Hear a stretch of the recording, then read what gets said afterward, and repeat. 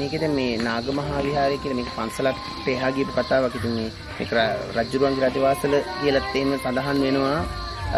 ඒකෙදි මේක මෙතන ඉඳලා මෙහෙම අර පැත්තට දිගට තියෙනවා. ඉතින් මේ අඩි 3ක විතර වපසරි පළලට මේ ගඩොල් වලින් සහ මේ වගේ කිරිගරුඩ ගල් වල ශේෂ වෙච්ච කොටස් උපයෝගී කරගෙන හදපු ප්‍රාකාරයක්. මේක දැන්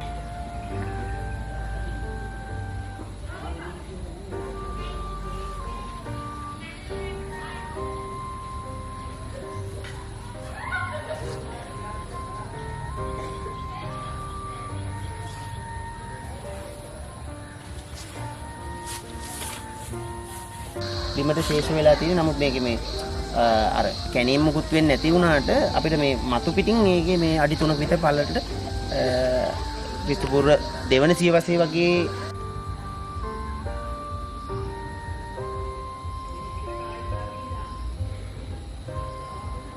නිර්මාණය වෙච්ච ගඩොල් වලින් හැදෙච්ච මේවා තියෙනවා. දැන් මේ ගඩොල්ම තමයි අපිට අර එහා පැත්තේ ගරා වැටලා තියෙන චෛත්‍ය දකින්න තියෙන්නේ. ඒක ඉතින්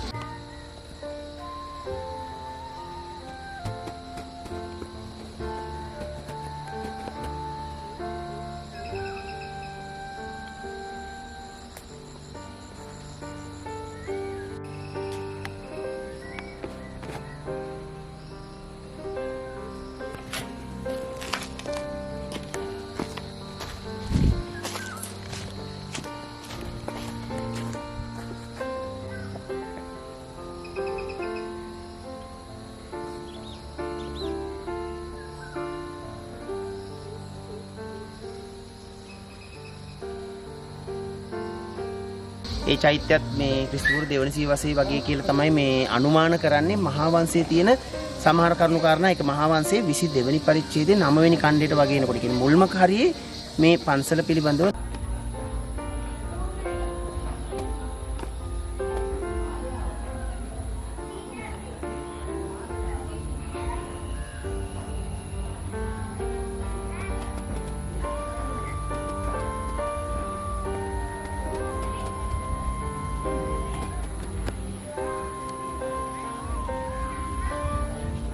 නාගමහා විහාරේ නැත්නම් ඓතිහාසික මහා නාග මේ රජුරුවන්ගේ මේ රජ වාසල පිළිබඳව කරුණු තියෙනවා. ඉතින් ඒ කරුණු පිළිබඳව නිසියාකාර අර මේ සොයා බැලීමක් විහාරස්ථාන භූමිය පුරාම ගල් කණු එතකොට තව ශේෂ වෙච්ච ගොඩක් දේවල් තියෙනවා කිරිගරුඩ ගල් වලින් හදපු දේවල්. ඒතර මේ චෛත්‍යයේ විශේෂත්වයක් තියෙනවා චත්‍රගල උපයෝගී කරගෙන චෛත්‍ය නිර්මාණය වෙලා තියෙන ලංකාවේ හරි අවම වශයෙන්. ඒතර ඔය ජේතවනාරාමයට පස්සේ රුවන්වැලි සෑයට වගේ ඉදින් චූඩාමාණික්‍ය නිර්මාණ කියන්නේ චෛත්‍ය මුදුනට නිර්මාණය වෙලා තියෙනවා. ඒතකොට මේ චෛත්‍යයේ චත්‍රගල තමයි අර අතන මේ ගාන්ටාර කුලන ගම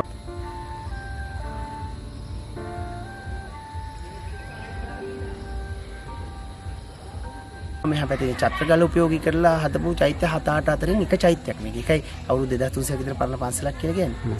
මෙහෙම ලොකු කතාවක් තියෙනවා. ඉතින් ඇතුලේ තැන් වලට ගියාම මේ අවශේෂ වෙච්චි පුරාවස්තු තියෙනවා ගොඩක් මේක බලන්න.